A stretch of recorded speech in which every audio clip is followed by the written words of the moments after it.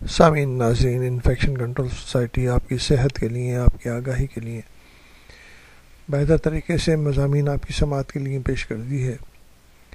Pneumonia کے بارے میں ہم مسلسل مضامین آپ کی سماعت کے لیے پیش کر رہے ہیں۔ اب ہم آپ کو بتانا چاہیں گے کہ ٹریٹمنٹ کس طرح کیا جاتا ہے۔ بیکٹیریل نمونیا کا ٹریٹمنٹ اینٹی بائیوٹک کے ذریعے کیا جاتا ہے۔ جب سے اینٹی بائیوٹک دستیاب ہونا شروع ہوئی ہیں تو بیکٹیریل نمونیا کافی حد تک کنٹرول کرنے میں آسانیاں پیدا ہو گئی ہیں۔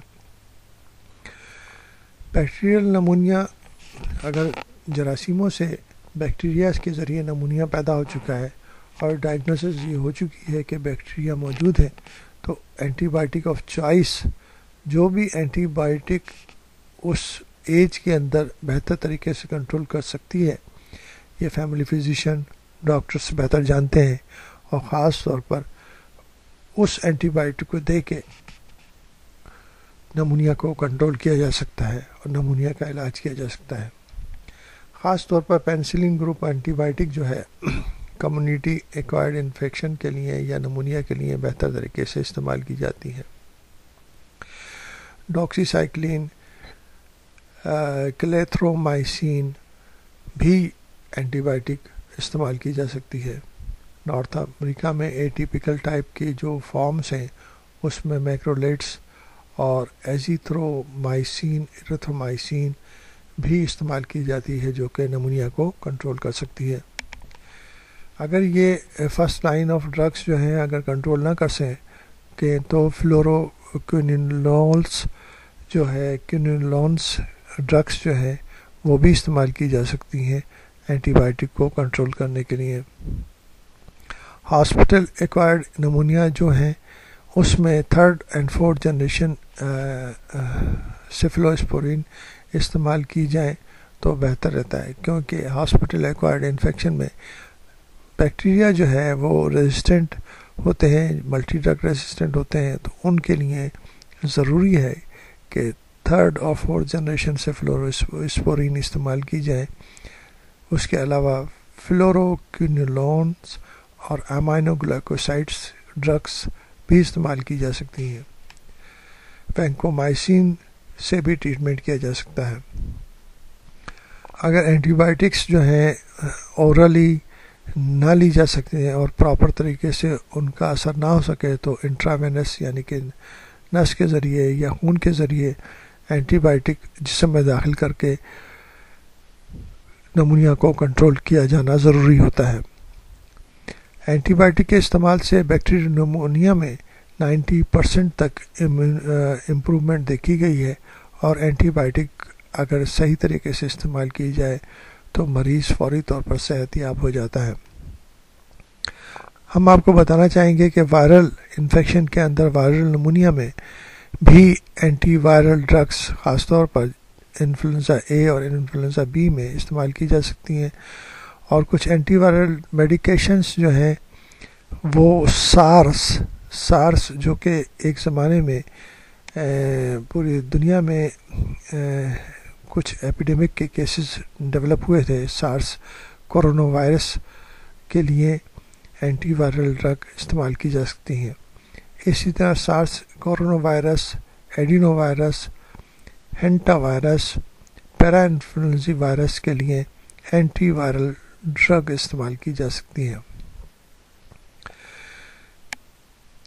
اینٹی وائرل ڈرگ کا استعمال خاص طور پر ان کیسز میں ضروری ہو جاتا ہے جو کہ بہت تیزی سے اسپریڈ ہوتی ہیں، جو بیماریاں بہت تیزی سے اسپریڈ ہوتی ہیں، تاکہ بہت بہتر طریقے سے ان بیماریوں کو اور اس نمونیا کو کنٹرول کیا جا سکے۔ کچھ نمونیا ایسے ہوتے ہیں جس کے اندر پلورل کیویٹی انوالو ہو جاتی ہے، اور پلورل کیویٹی اگر انوالو ہو جائے، اس کے اندر اگر فلوئڈ بڑھ جائے تو ایسپائریشن کیا جائے تاکہ وہ فلوئڈ جو ہے وہ جو پلورل کیویٹی کے اندر ڈیولپ ہو چکا ہے وہ نکالا جا سکے، اور اس کی ڈائگنوسس کرنے کے بعد پراپر طریقے سے اس کے حساب سے اینٹی بائیوٹک دی جاتی ہے۔ اگر ایسے کیسز ہوں جس میں माइकोबैक्टीरियम ट्यूबरकुलोसिस भी मौजूद है, अगर टीबी मौजूद है तो उनके लिए एंटी ट्यूबरकुलर ड्रग्स देना ज़रूरी हो जाता है, क्योंकि माइकोबैक्टीरियम ट्यूबरकुलोसिस टीबी का जो बेसिलस है फॉर नॉर्मल एंटीबायोटिक्स से जो आमतौर पर एंटीबायोटिक्स दी जाती हैं, जिसमें पेनिसिलिन ग्रुप है, सेफेलोस्पोरिन ग्रुप है और दूसरे ग्रुप हैं, वो माइकोबैक्टीरियम ट्यूबरकुलोसिस और टीबी के बेसिलस पे असरअंदाज नहीं होते। उनके लिए ज़रूरी है कि एंटीबायोटिक इस किस्म की दी जाए और एंटी ट्यूबरकुलर ड्रग ऐसी दी जाए जो टीबी के बेसिलस को भी ख़त्म कर सकें। फंगल इन्फेक्शन के लिए एंटी फंगल ड्रग्स इस्तेमाल की जा सकती हैं, जो कि ख़ास तौर पर इस्तेमाल करके फंगस इन्फेक्शन को कंट्रोल कर सकती हैं। इस तरह पैरासाइटिक इन्फेक्शन, अगर पैरासाइट्स का डायग्नोसिस हो चुकी है तो पैरासाइटिक के लिए एंटी पैरासाइटिक ड्रग्स इस्तेमाल की जाए और वो स्पेसिफिक ड्रग होंगी जो कि बेहतर तरीके से पैरासाइटिक नमूनिया को कंट्रोल कर सकेंगी। डायग्नोसिस की फील्ड के अंदर बहुत बेहतर तरीके से डेवलपमेंट हो चुकी है। सही डायग्नोसिस, बरवक्त डायग्नोसिस और जल्द डायग्नोसिस करने के बाद नमूनिया के केसेस को बेहतर तरीके से कंट्रोल किया जा सकता है।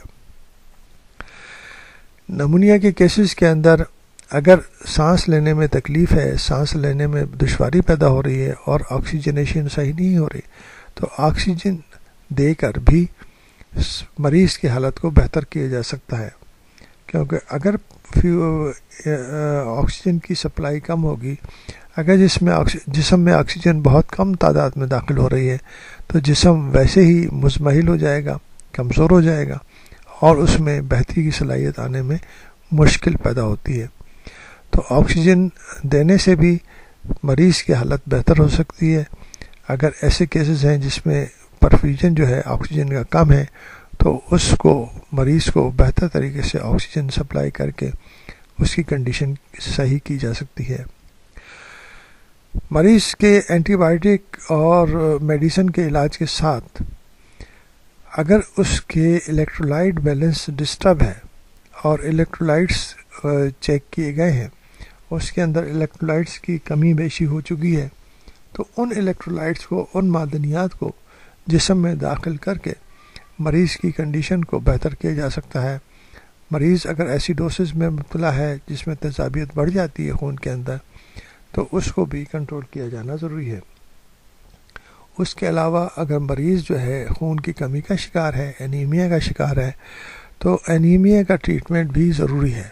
अगर एनीमिया को नहीं ठीक किया गया तो नमूनिया को ठीक करने में खातिर ख्वाह मुश्किलात पैदा हो सकती हैं। तो साथ में ये भी देखना चाहिए कि मरीज़ को कौन सी और बीमारियां मौजूद हैं जिनको हम इलाज करके मरीज़ की कंडीशन को बेहतर से बेहतर कर सकते हैं। इसके लिए ज़रूरी है कि आपके फैमिली फिजिशियन और जो डॉक्टर इलाज कर रहे हैं वो पूरी तरह मुआयना करके मरीज़ की सही हालत का अंदाज़ा लगा के सही तौर पर कंट्रोल करके बेहतर तरीके से इलाज कर सकें।